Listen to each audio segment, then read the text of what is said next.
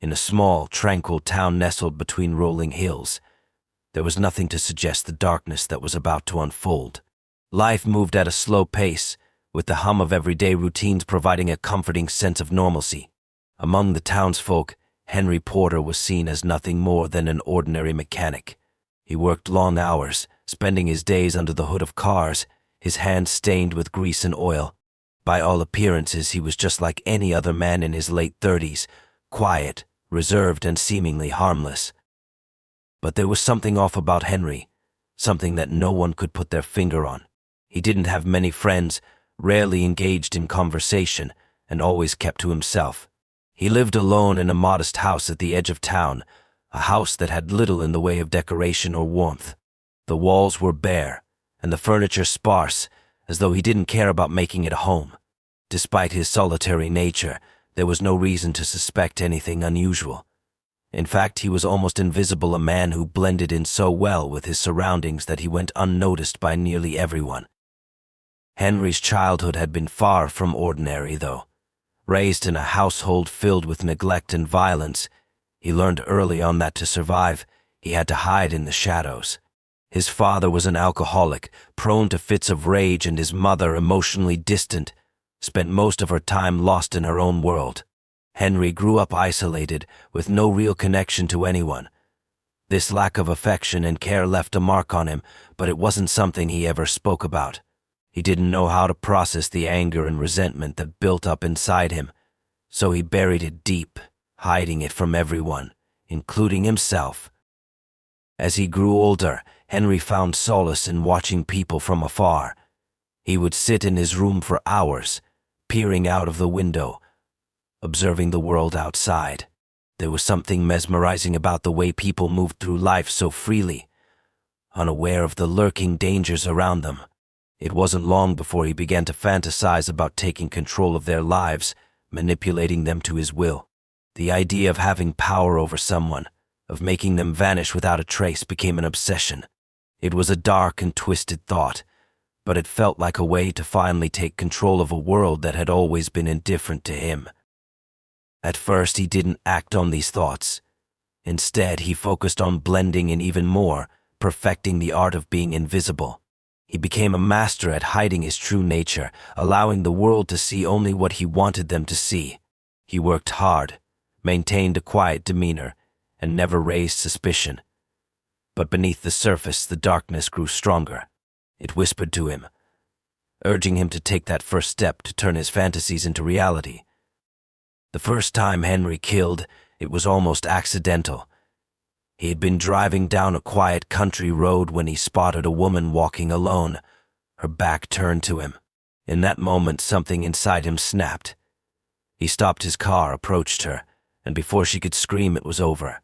The rush of power he felt when he took her life was intoxicating, unlike anything he had ever experienced. He knew then that he could never go back. The darkness had claimed him, and there was no turning back now. He was careful, methodical, and patient. Each time he struck, he made sure to leave no trace, no evidence that could tie him to the crime. He studied his victims, learning their habits and routines, waiting for the perfect moment to strike. They never saw him coming, and by the time anyone realized they were missing, it was too late. Henry had already vanished into the night, his face once again fading into the background of the town. The town, once full of life and laughter, slowly began to feel the weight of an invisible presence lurking in the shadows. At first, the disappearances seemed like isolated incidents: a young woman who had gone on a late-night walk, a traveler who never made it to her destination, a local who had simply vanished without a trace. The police were baffled. No one knew where the missing people had gone, and there were no signs of foul play. The cases were closed quickly, chalked up to misfortune or people making poor choices. But soon it became impossible to ignore the growing number of disappearances. Families posted flyers, friends organized search parties, and the community began to murmur. The people of the town were no longer safe in their own homes, and there was an unspoken fear that hung in the air. The peaceful streets, once a source of comfort, now seemed menacing, with every corner turned, every dark alley holding the possibility of danger. The sense of unease was palpable, though no one could explain why. Detective Sarah Miller had been called in to investigate, a seasoned investigator with a sharp mind and an unrelenting dedication to finding the truth. She had worked in big cities before, solving cases that had rattled even the most hardened officers. But this case was different. It wasn't just the number of missing people that concerned her. It was the pattern she was beginning to see. Each victim had been taken under similar circumstances. They were all women, alone, and often at night. It wasn't the randomness of the disappearances that troubled Sarah. It was the calculated precision behind them. Whoever was responsible knew exactly what they were doing. Her first lead came when a local woman, Sarah's friend and a waitress at the diner, mentioned a peculiar man who had been around more frequently in the days leading up to her own disappearance. His name was Henry Porter. He had been a quiet, unobtrusive presence in town for years, but there was something unsettling about the way he spoke to the women. They all felt a strange tension around him, a discomfort that was hard to pinpoint. No one had thought much of it at the time, but now, in light of the missing people, it seemed like a clue. Sarah dug deeper into Henry's life. She discovered that he had always been an outsider in town, someone who kept to himself but never raised suspicion. There were no criminal records, no history of violence. He was a mechanic by trade, living alone in a small house on the outskirts of town. Yet there was something about him that didn't sit right. It was the way he blended in so seamlessly, the way he had managed to stay under the radar despite the growing number of disappearances. As Sarah began to connect the dots, it became clear that Henry had been in the vicinity each time one of the women disappeared. At first it was just a coincidence, but the more she looked into it, the more she began to realize that these incidents were not accidents. Henry had been planning them all along, picking his victims carefully, observing their routines until he knew exactly when and where to strike. Henry, meanwhile, continued his life as if nothing had changed. He worked on cars, walked the quiet streets, and avoided any real interaction with the growing panic around him. He watched the investigation unfold from the sidelines, taking comfort in the fact that the police had no idea what they were dealing with. He was untouchable, invisible to the world that had long since stopped paying attention to him. Every day he grew bolder, more confident in his ability to outsmart the authorities. It wasn't until one fateful night that Sarah finally found the breakthrough she had been waiting for. A witness had come forward, a woman who had barely escaped from Henry's grasp. She had seen him in the area just before another woman disappeared, and she recognized him from a brief encounter weeks earlier. The witness was terrified, but her statement was clear. Henry Porter was not the harmless mechanic everyone thought he was. He was a predator, and it was time to catch him before he struck again. The pieces were finally starting to come together, but the danger was far from over.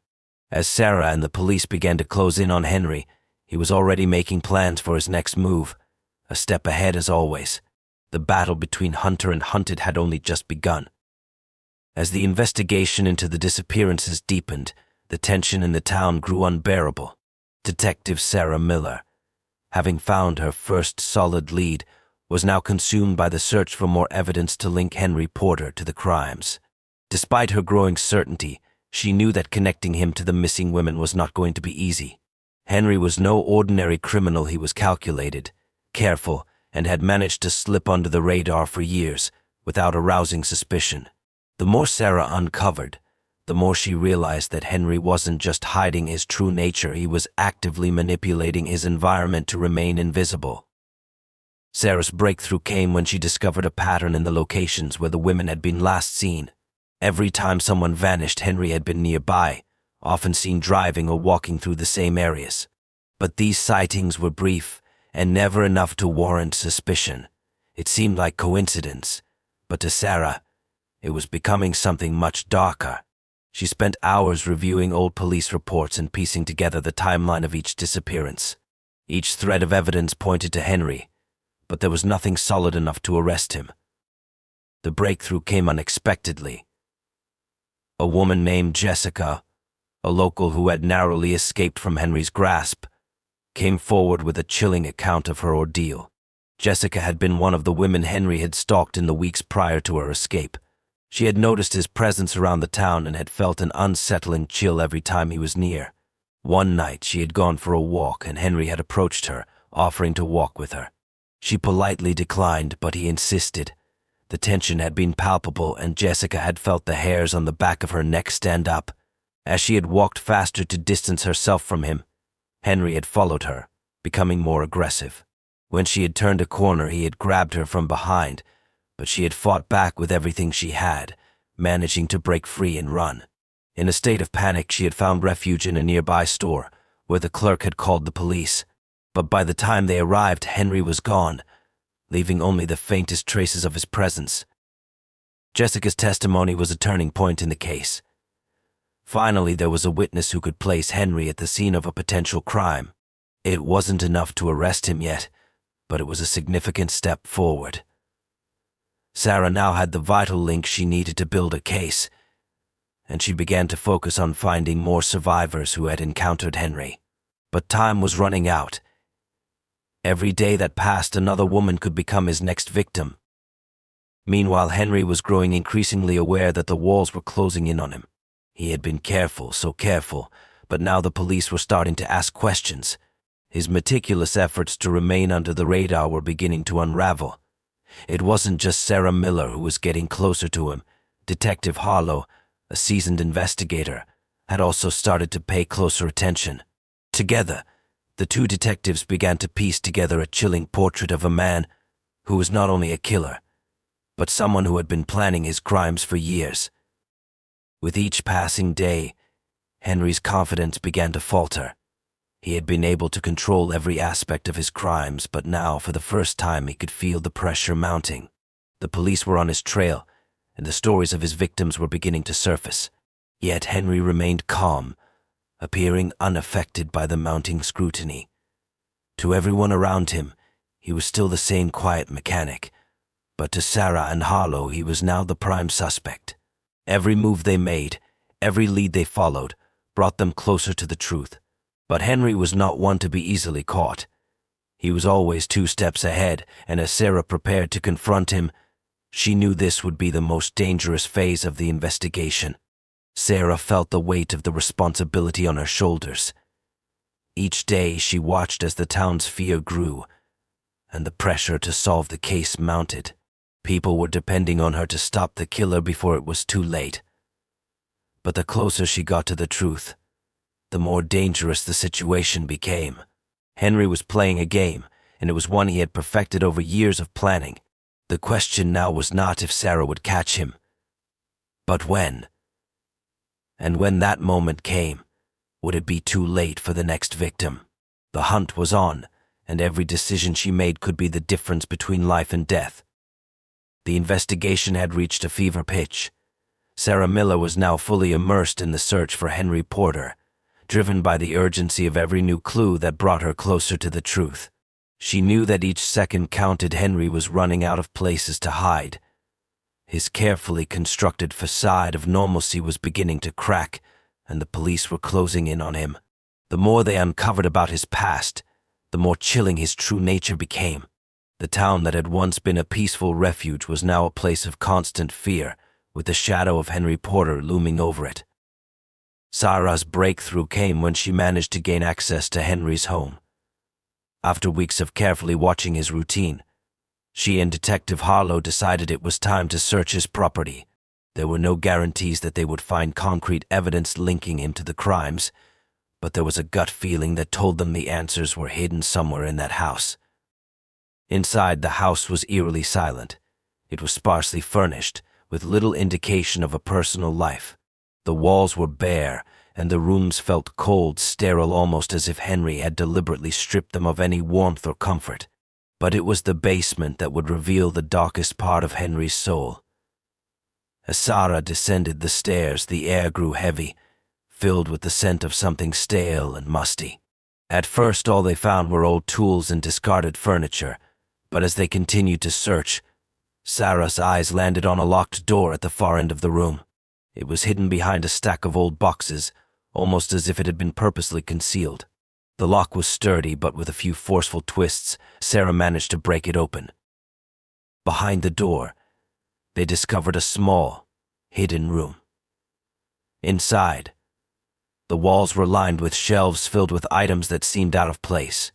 At first glance, they appeared to be nothing more than trinkets and keepsakes. But as Sarah and Harlow examined them more closely, the horrifying truth began to reveal itself. Each item was a memento, a piece of jewelry, a hairpin, a photograph. These were not mere objects, they were the personal belongings of Henry's victims, trophies from his brutal killings. Each item told a story of a life he had taken, a life that had been snuffed out and reduced to nothing more than a token for his twisted collection. As Sarah's heart pounded in her chest, she realized the full extent of Henry's psychopathy.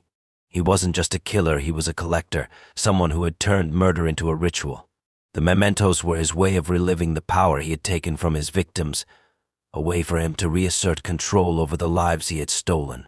The chilling realization settled over her like a cold fog. Henry hadn't just been acting out of a desire for violence.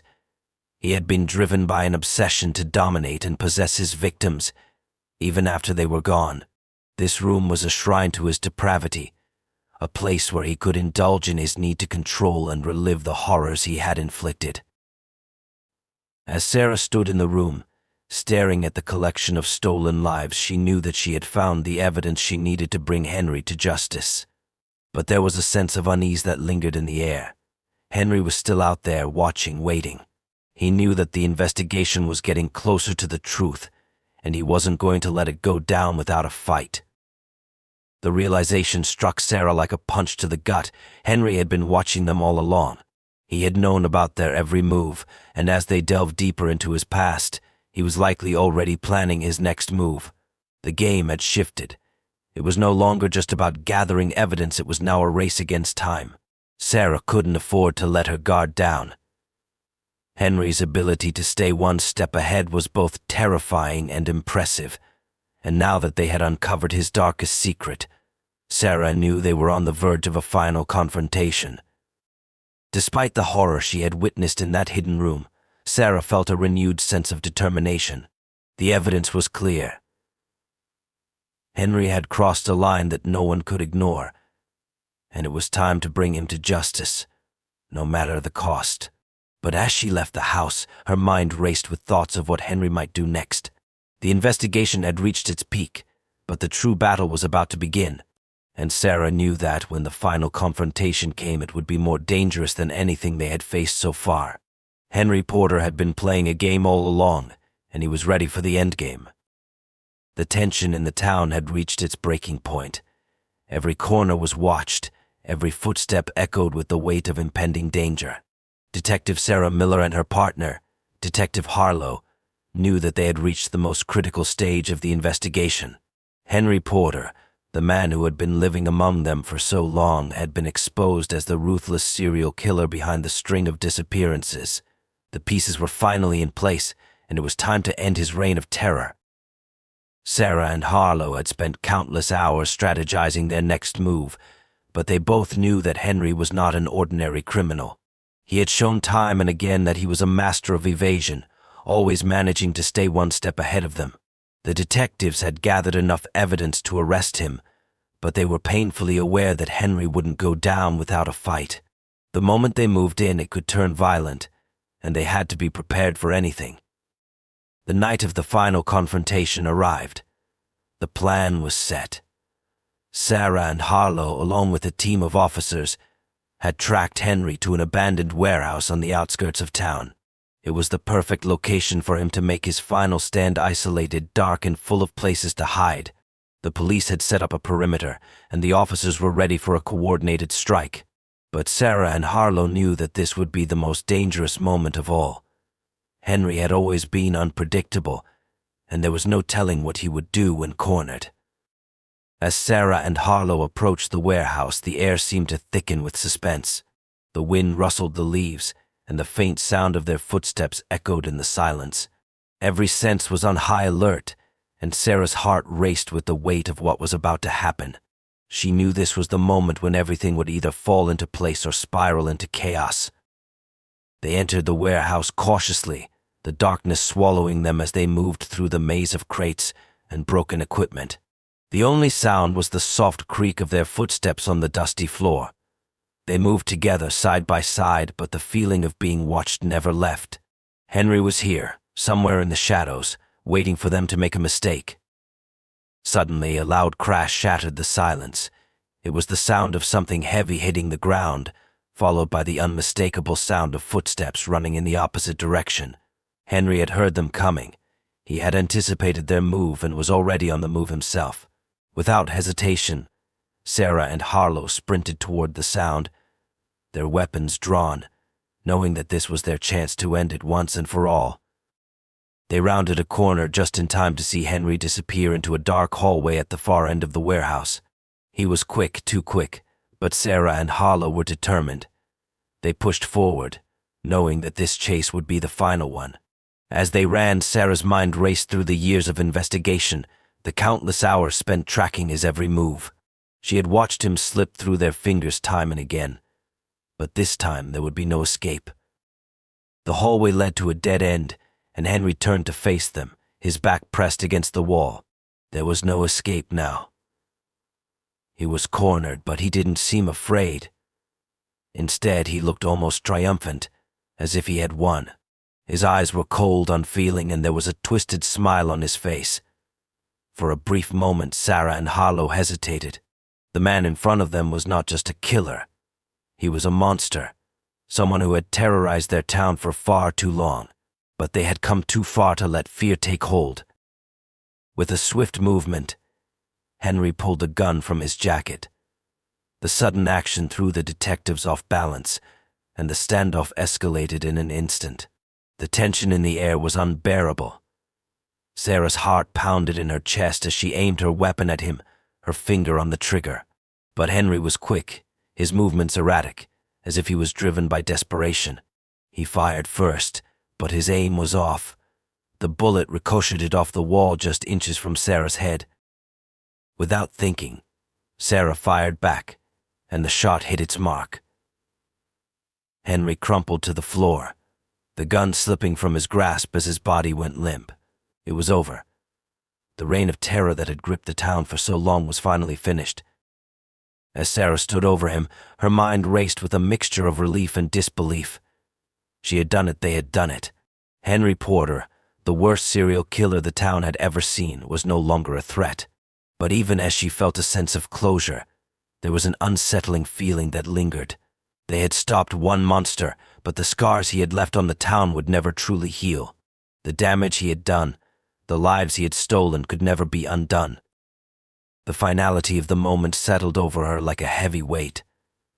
The case was closed, but the haunting memories of Henry Porter's reign of terror would stay with Sarah and the town forever.